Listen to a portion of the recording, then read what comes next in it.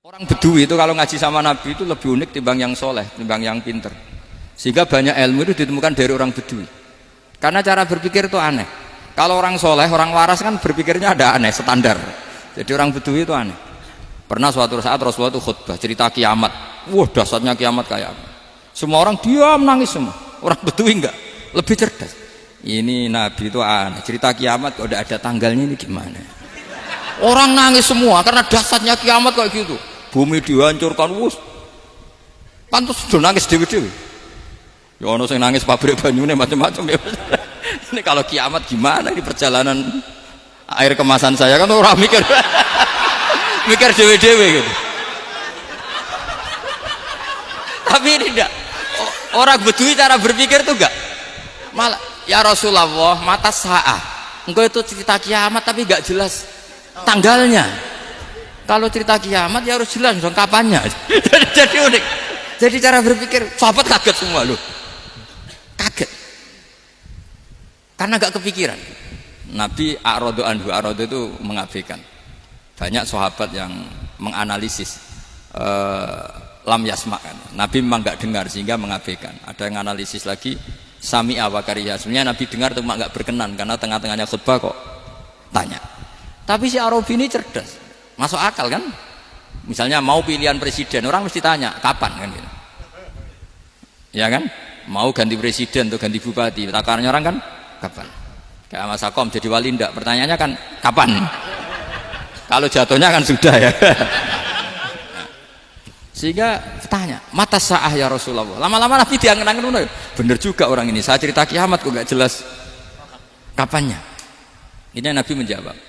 Tapi karena Nabi orang-orang yang sangat pinter, tanya balik. Ma'atattalah. Lalu kalau kamu berani tanya kiamat kapan, saya tanya balik. Ya persiapan kamu apa? Jawabnya santai saja. Fawwah ma'atattalah kabira sholatin wala siyamin walakinni uhibbuka ya Rasulullah.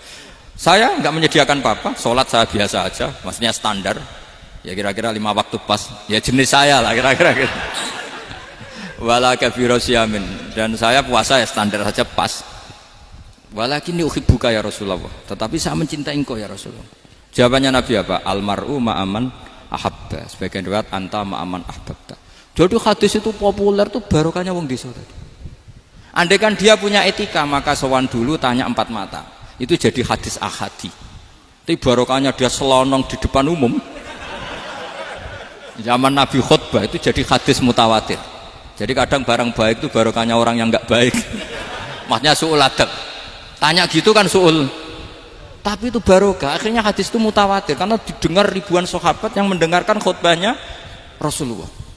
Tapi kalau hadis itu satu-satu kan khossoni bidzalika Rasulullah, khossoni bidzalika Rasul, itu nanti jadi hadis ahadi yang kualitasnya jauh di bawah hadis mutawatir. Jadi barokahnya orang su'ul adab itu ya ada karena Allah yang mendesain ini. Akhirnya kata sahabat, kata Anas bin Malik, mereka itu mangkelnya bukan main sama Arabi tadi karena tanya nggak sopan sama Rasulullah. Tapi setelah Nabi jawab almar'u ma'aman ahabba fama farihu bisyai'in farahahum bidzalika badal. Mereka tidak pernah senang dengan hadisnya Nabi sesenang riwayat almar'u ma'aman ahabba. Barokahnya Arabi Bedui. Makanya saya sebagai kiai ini Bedui saya tak pertahankan ila yaumil qiyamah. Karena umat ini pernah terbarokai oleh orang apa? Bedui. Barokai su'ul adab tadi. Jadi mohon ini supaya majelis ini kan majlisul iltorti Rasulullah, coba terlatihlah mengatakan Allah itu subjek, Allah itu al-fa'ilul mukhtar, Allah itu al-fa'ilul mukhtar, Allah itu yang menentukan alam ini. Dan Allah mensifati dirinya wa annahu huwa adhaka wa abka. Allah itu zat yang memberi orang itu bisa tertawa. Dan Allah juga yang memberikan orang itu bisa menangis. Mbok kayak apa kamu neror umat, amal nggak mesti diterima gini-gini. Ternyata neng majelis nangis ya, mulai guyu. Kadang guyu-guyune ngenyak tenang nih. Daripada apa ya agak-agak merodok orang yang dohirnya beda dengan batinnya, nggak perlu distatuskan seperti itu. Ya sudah biasa saja. Jadi, nah, fi muqaddimihim, imam besar dalam manhaj ini namanya Abul Hasan apa? Asyadzili. Abul Hasan Asyadzili itu kalau ada orang tanya gini, Beb, Beb saya ini susah, sholat saya tidak mesti diterima Allah gini-gini, marah. Enggak usah. Kafa bika jazaan an radiyaka laka ahlan. Sudah kamu ditakdir pernah sujud itu sudah keren. Saya itu andaikan dapat kabar dari malaikat bahwa sholat kamu tidak diterima, saya tidak susah. Bukan karena sombong. Pernah ditakdir sholat sujud ning Allah itu keren. Kayak apa malunya kita ketemu Allah kemudian kita di bumi tidak pernah sujud. Makanya itu Abul Hasan Asyadzili kowe ora usah mikir salatem ditampa taro ora usah mbok mikir. Kowe ditakdir tau sujud itu hebat. Kafa bika jazaan an radiyaka laka ahlan. Cukup kamu mendapat balasan dari Allah, kamu pernah ditakdir sujud. Gak perlu ngaji alim alama, gowo sawi ngalor ngidul jalalain keren. Paling gak malaikat pernah melihat kamu, wah gowo tak kitab kuwedi. Gak penting paham gak penting. Karena isra bakat paham Mas. Jadi Abul Hasan Asyadzili adalah orang yang, dan itu Al-Hasani ya, dan itu Al-Hasani. Makanya macam-macam kita yang Al-Husaini sudah kita punya Faqih Muqaddam, punya banyak. Di Al-Hasani yang paling populer diantaranya adalah Abul Hasan Asyadzili. Beliau itu kalau ngendikan sesuatu itu positif terus. Termasuk itu ketika ada orang resah sholat saya diterima ndak, kata beliau wes sing sempurna ditakdir tahu sujud. Saya itu sebetulnya kadang-kadang yang miris, wah sholatku tompo ta ora, tapi saya sangat sadili, sangat sadili. Saya nggak pernah berdoa ya Allah ibadah kami jenengan terima ndak, karena takut kalau doa gitu keterusan itu terus ditompo ora ya. Akhirnya keterusan gitu, akhirnya ngenes. Masa orang pernah sujud ngenes? Lama-lama gini setan masuk, apa artinya saya sujud ternyata nggak diterima. Lu wong kawula kok iskal tentang pernah sujud. Itu kan ibarat gini, kamu ngasih uang sama orang tua kamu, misalnya Habib Soleh ngasih uang Habib Ali, terus apa artinya tak kasih, kemudian beliau tidak terima kasih, itu kan lucu. Terima kasih tidak terima kasih, seorang anak ngasih orang tua itu keren. Makanya saya bangga dengan Habib Soleh ketika beliau mengumrohkan Habib Ali, sudah mendaftarkan haji Habib Ali. Gak usah mikir diterima apa enggak, wes keren, itu sudah perilaku yang keren, yang hebat. Makanya saya sering tuh pada orang mau cerai tanya saya, Gus saya ini cerai gak, istri saya kurang ajar gini. Gak usah. Tapi bojoku lo judes.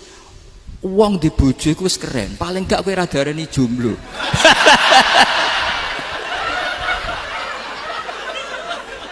Oh, diarani duda ora enak. Wis luwe sabar ndi diarani duda mek diarani bojo judes. Enak bojo judes cek gagah. Di bojo lah. Oh, provokator itu.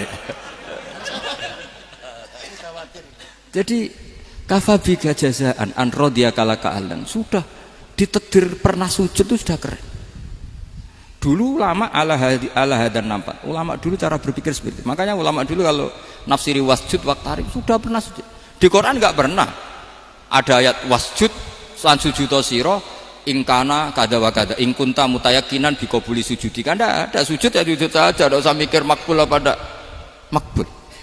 Sudah kalau sujud pasti waktari. Terus saya sebenarnya ya sebagai orang ya kadang wedi, sholatku ditompo ta ora. Tapi kalau keterusan nanti ada was-was yang mengatakan opo artine sholat. Lu tuh kan ngeri seorang hamba sing uripe ning bumine Allah kemudian menyoal pernah sholat hanya karena takut gak diterima. Itu kan geblek banget. Nah, saya jenis kiai yang di partai itu. Saya enggak tahu kalau keneng dikom. Sedih umat masa kamu gak ono keren blas. Jadi, nah nanti kalau misalnya ada manhajnya Habib Soleh yang enggak seperti itu enggak apa-apa. Mungkin supaya orang enggak takabur, enggak fakhr. Sehingga makanya mulai dulu lama itu ya partainya kalau enggak rojak ya khauf. Nah saya ini yang jelas terang-terangan ikut partai rojak saja, apa? Partai rojak. Karena banyak yang sudah di partai khauf. Tapi saya rojak yang bil ilmi tadi.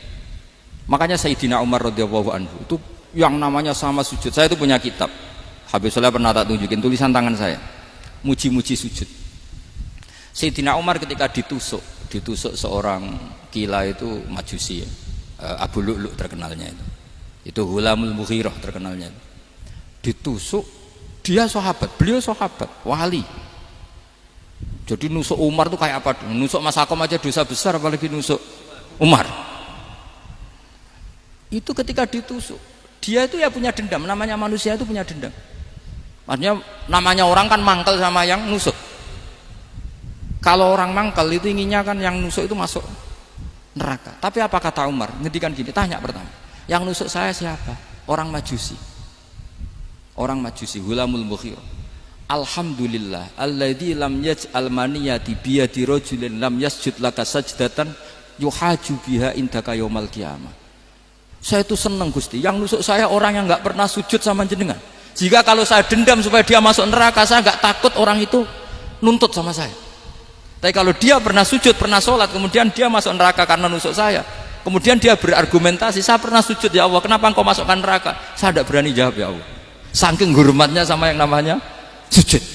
Jadi kamane dendamnya kesampaian cara Jawa ya. Dendam dengan tanda kutip ya, tidak makna semestinya. Jadi mangkel mbek sing nusuk nak mlebu neraka pantes wong ora tau sujud wae Gusti gitu. Tapi kalau pernah sujud kemudian dia masuk neraka karena saya, bisa yuhajuni biha yaumal qiyamah. Jadi kayak apa sujud? Saya apa? Nabi itu kalau muji sujud sampai ngintikan wa hatta takuna sajdatul wahidatu khairan minad dunya wa ma fiha. Nanti kalau kamu di akhirat ketemu Allah, kenangan terbaik kita apa? Di dunia pernah sujud. Keren aja. Cara ning pondok wis tau bayar seharian lho. Cara sowan kiai tau ngamplopi Mas. Wis go jajan. Nah tapi kadang setan itu masuk tadi. Apa artinya sujud gak mesti ditompo, apa artinya sowan Habib ngaturi ra mesti ditompo, ngaturi kiai. Akhirnya ada ketakutan. Nah kalau ketakutan ini berlebihan lama-lama, ma faidatus sujud. Wah itu sudah buruk sekali, wong hamba kok tanya ma faidatus sujud. Lah ini di pentingnya mazhab-mazhab Syadzili. Jadi saya ngaji agak-agak uraan itu amdan. Kalau ini watak sudah, bukan. Jadi uraan itu ada dua, ada yang amdan bismil ilm, ilmunya banyak terus milih manhaj. Insya Allah saya partai itu. Ada yang uraan bakat Mas. Ada ya? Ada apa banyak? Nah sebetulnya khauf juga gitu Bim. Ada khauf itu karena ilm. Ada Habib alim alama atau kiai alim alama, dia tahu masyarakat kalau ngikuti Gus Bak nanti jadi fakhr, kurang tawaduk, terus dia milih partai khauf. Lah yang buruk itu ada kiai yang milih khauf pancen dari awalnya sati cilik ya. Jenisnya wis sati. Jadi sebenarnya dia tidak cukup ilmunya nerangkan khauf, cuma jenisnya wis sati cilik. Wong ning omah lawang dikunci ono gludak-gludak, ono hantu putih. Jadi ya sama, yang bawa rojak bisa bawaan dablek, yang bawa khauf bisa saja bawaan ati cilik. Nah kita ingin yang bawa rojak ya bismil ilm, yang bawa khauf juga bismil ilm. Ya ono teh Mas, wong sing ati gede, pegawene dua blek, tapi enggak bawaan rojak, memang bawaan dablek. Ada yang ati cilik tapi bawaan khauf. Jadi mengatakan khauf tapi sebetulnya bawaan ati cilik. Nah kita inginnya ndak, kalau rojak ya bismil ilm kayak Abdul Hasan Asyadzili, kalau yang kampanye khauf kayak Sayyid Abdul Haddad bawaan apa? Ilm. Sehingga kita ini Qul inni ala bayyinatin mir rabbi, semua itu berdasar ilmu sing jelas welo-welo. Makanya semua nabi memaklumatkan apa? Qul inni ala bayyinatin mir rabbi. Jadi semua ilmu syaratnya apa? Bayyinah. Bayyinah itu kebenaran ilmiah sing jelas welo-welo. Makanya itu yang disebut Allah Subhanahu wa taala mensifati kekasihnya yaitu Nabi Muhammad sallallahu alaihi wasallam, lam yakunil ladzina kafaru min ahlil kitabi wal musyrikina munfakkina hatta ta'tiyahumul bayyinah rasulun minallah yatslu suhufam mutahhar. Niku Kanjeng Nabi saking cerdase meneh dek wong Islam, wong musyrik, wong kafir ngerti logika yang dibangun Nabi saja kuat infikak dari kemusyrikannya. Makanya disebut munfakin. Orang-orang musyrik, orang-orang kafir tidak munfakin, tidak tercerabut dari akar akidahnya hatta ta'tiyahumul bayyinah. Itu siapa? Rasulun minallah yatslu suhufam mutahhar. Masyhur itu debatnya Nabi dengan orang-orang musyrik. Mereka bilang, ya Muhammad, kita ini urusannya banyak, kasusnya banyak, lalu anda mengajarkan ke Tuhan satu. Masa urusan banyak cukup Tuhan satu? Itu gak fair Muhammad. Aja'alal alihata ilaha wahida inna hadha la syai'un ujab. Urusan kita banyak, masyakil kita banyak, muskilah kita banyak, kalau Tuhannya satu gak cukup Muhammad. Nabi dengan santainya memberi penjelasan, ya sudah gini saja, kalau kamu jadi budak atau pembantu, majikan kamu banyak, semuanya merintahkan kamu, semuanya bikin aturan untuk kamu suka enggak? Ya gak suka Muhammad, kalau majikan kita banyak repot. Ya sudah, Tuhan kamu itu majikan kamu. Kalau banyak perintahnya beda-beda kamu pusing. Ya udah Mat, Tuhannya satu aja Mat. Karena Nabi bayina, orang itu bisa dibalik-balik pikirannya. Ya, makanya disebut dorobawahu masalah rojulan fihi syuraka umutasakisuna wa rojulan salamal lirojul hal astawiyani masalah alhamdulillah. Jadi Nabi itu kalau adu argumentasi itu luar biasa. Jadi segampang itu Nabi memberi apa? Argumentasi. Karena beliau adalah al-hujjatul balighah. Jadi Nabi itu gak pernah kalah. Pernah Nabi debat sama orang Yahudi. Muhammad, saya ini turunan Ibrahim. Kita ini Israel ya. Kita tahu Israel adalah turunan Nabi. Israel nama lain dari Yakub. Yakub bin Ishak bin Ibrahim. Padahal Yakub ini punya anak namanya Yahuda. Makanya Yahuda bin Yakub bin Ishak bin. Kita ini yang mirip Ibrahim, bukan kamu. Tapi orang Yahudi itu nggak apal nasabnya, sehingga mereka bilang kita ini saking baiknya Ibrahim saja pengikut kita. Terus digojlok oleh Nabi. Ibrahim itu buyute Yahuda. Makanya digojlok, ha antum ha ulai hajatum fi malakum bi ilm falimatu hajuna fi ma laysa lakum bi ilm. Kita adu debat itu sudah ilmiah. Kenapa kamu menjadi tidak ilmiah? Kenapa Muhammad? Terus Allah menurunkan wama unzilatit Taurat wal Injilu illa min ba'di afala ta'qilun. Artinya gini, kalau Ibrahim dikatakan Ibrahim Yahudiyah, itu sama dengan saya berkali-kali podo karo sampean misalnya ngendikan Mbah Zubair itu pengagumnya Gus Roji misalnya. Padahal Gus Roji bin Ubab bin Maimun bin Zubair, misalnya Gus Roji bin Kiai Haji Ubab bin Kiai Haji Maimun bin Kiai Haji Zubair. Nah Ibrahim itu kan Yahuda bin Yakub bin Ishak bin Ibrahim. Terus mereka bilang Ibrahim itu pengikut Yahudi. Itu kan kebalik-balik. Kayak Habib Hasan itu pengagum Habib Soleh. Kan Habib Hasan rohnya ini gimana, ini sih mbahnya kok dianggap. Nah sehingga orang Yahudi ketika Nabi berdebat beda dengan Nabi Muhammad SAW. Ketika ditanya kenapa kamu yakin agama tauhid, millata abi, karena ini agama nenek moyang saya, millata abikum apa? Ibrahim. Jadi jelas akhirnya orang Yahudi ngerti. Ya kan sama dengan mengatakan tadi Pak Karno itu pengagum Puan Maharani. Kan aneh nggak kalimat itu? Mbah Hasyim Asy'ari itu pengagum Gus Dur. Gak lucu. Itu debat. Jadi Nabi itu orang yang bayinah. Bayinah itu kalau menerangkan kebenaran itu bahkan orang kafir pun bisa infikak, bisa munfakin, tercerabut dari akar kekafiran. Nabi itu mudah sekali merubah logika. Makanya di Quran sering ada kata aro'aitum, karena memang tadi. Nah saya mohon apapun pilihan anda rojak kayak Abdul Hasan Asy'adili tadi. Ketika orang resah sujudnya diterima apa enggak, sholatnya diterima apa enggak, beliau bisa berargumentasi betapa pentingnya sujud. Wes ajeng kowe iku kawula, tahu sujud iku keren. Saman bayangkan betapa malunya kita kalau kita ketemu Allah kemudian di dunia enggak pernah. Lho paribasane kula mlebu swarga lah iku isin. Mlebu swarga tapi ning donya ora tahu isin. Sama seperti kowe di guru saurip-uripmu ora tahu salam templek isin.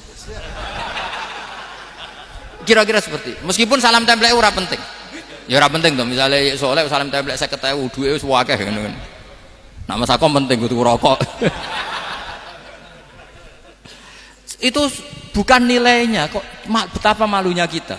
Saya dulu mau sarang, andai kan tidak pernah khidmah sama iya malu tenan sebagai apa? Santri. Makanya Sayyidina Umar ketika beliau dibunuh orang, itu pertanyaan pertama, dia pernah sujud enggak? Enggak pernah. Andai kan dia pernah sujud, maka saya tidak berani masukkan dia masuk neraka. Takutnya dia protes sama Allah, ya Allah saya pernah sujud kenapa harus di neraka? Atau Umar ditanya Allah gini, Umar, kue ridho wong sing tahu nyembah aku kemudian dia di neraka. Kayak apa? Jadi makanya Umar ketika wafat ketika alhamdulillah alladzi lam yaj'al maniyati biyadi rajulin lam yasjud laka sajda. Ya jadi saya mohon sekali jadi majelis ini sebuah majelis mubarak, caranya tauhidnya dibenarin ya, tauhidnya dibenarin. Jadi Allah itu adhaka wa abka, Allah itu al-hadi, Allah itu ar-razzaq. Sehingga menteri ekonomi mbok salah rumusillah wong tetep mangan. Mergo Allah itu ar-razzaq. Mbok negara dikelola keliru lah wong tetep mangan, wong Allah itu ar-razzaq. Kiai rada akeh sing di masalah. Tapi ya tetep agama ini jalan. Lho andai kan syaratnya agama ini bener, wah ya repot. Kowe iso bayangno masakom bener terus. Tapi agama ini berkali-kali coba di TV itu banyak nyun sewu, ada ustadz, ada kasus apa, ada kiai, kadang ada masalah hukum. Agama ini jatuh enggak masalah. Padahal di TV itu sudah dinasionalkan kan, ada kiai terlibat kasus hukum atau ustadz tertangkap karena melakukan apa gitu. Tapi enggak ngefek karena agama ini bihifdzillah wa biriayatillah. Sama. Negara mana-mana kadang manajemen ekonominya enggak jelas, tapi masyarakat ya makan karena Allah Razzaq. Sama, aku kancanan Mas Akom mengeluh, tapi Allah adhaka, akhirnya iso guyu. Padahal orang untungnya blas kancanan dede. Tapi karena Allah itu adhaka. Nah kita dengan istri yang kita cintai, dengan keluarga kadang nangis. Karena Allah itu zat yang bisa memberi abka. Wa annahu wa adhaka wa abka. Terus wa annahu wa amata wa ahya. Kita tidak ingin mati. Wah ya mati saja karena kita objek. Nah, hidayah itu seperti itu. Allah al-hadi. Apa? Allah itu kayak apa Korea, negara ateis. Enggak kebayang di sana ada ngaji Aqidatul Awam, Mabadi' Fikih. Sekarang banyak. Saya tuh kalau beli Aqidatul Awam perdusan, kirimkan ke Korea. Sebelum saya ke Korea, karena sebagian santri saya di Jogja. Di sana ada ngaji Aqidatul Awam, ngaji Takrib. Bahkan saya di sana dilagokno sakduna fid dunya. Kayak apa Allah kalau ingin bikin hidayah? Karena Allah itu al-hadi. Wong Indonesia digerakno seneng duit. Bareng wis seneng duit mau apa? Korea. Setelah di Korea tersiksa karena enggak ada tempat sujud. Akhirnya urunan. Segampang itu kalau Allah menghendaki. Itu enggak dibenem MUI, enggak dibenem. Karena Allah al-hadi. Jadi saya mohon sekali tauhid ini dibenerin dulu. Allah tetap al-fa'ilul mukhtar, apa? Al-fa'ilul mukhtar, sehingga Allah mensifati dirinya adhaka. Mbok kamu bendung kayak apa, orang ngaji saya tetap guyu. Sekarang iso mbuli saya, oh Gus Bab yang ngaji tidak guyu. Allah yang memberikan guyu kamu itu. Andai kan sesuai status kamu, kowe ora ngarep iso guyu. Utang akeh, jatuh tempo, bojo ora percaya. Gede-gede ya, kayak paham. Ya jadi ini tak isyatkan jenengan, saya ini tadi bawa kitab Fathur Rahman di Thalibi Ayatul Quran, mau tak kasihkan hadiah ke saya itu Marhafid sebagai penyempurna karena beliau sudah Al-Husaini. Semoga ini dapat barokahnya Al-Hasani. Ini dikarang oleh zurianya Abdus Salam bin Masis. Abdus Salam bin Masis adalah guru dari Abul Hasan apa? Asyadili. Jadi kita tahu Sahibul Hikam Ibnu Athaillah As-Sakandari muridnya Abul Abbas Al-Mursi. Beliau muridnya Abul Hasan Asyadili. Beliau muridnya Abdus Salam bin Masis. Yaitu alami zada ini min dzurriyyati Abdus Salam bin Masis. Jadi ini Al-Hasani. Jadi ini sudah klub karena mulai dulu ya tradisinya gitu. Banyak sabaib ngaji barojak, bafadol. Nanti yang bafadol barojak yang ngaji Habib lagi. Seperti sanadnya Soleh di Sarang. Ya Soleh ngaji Mbah Mun.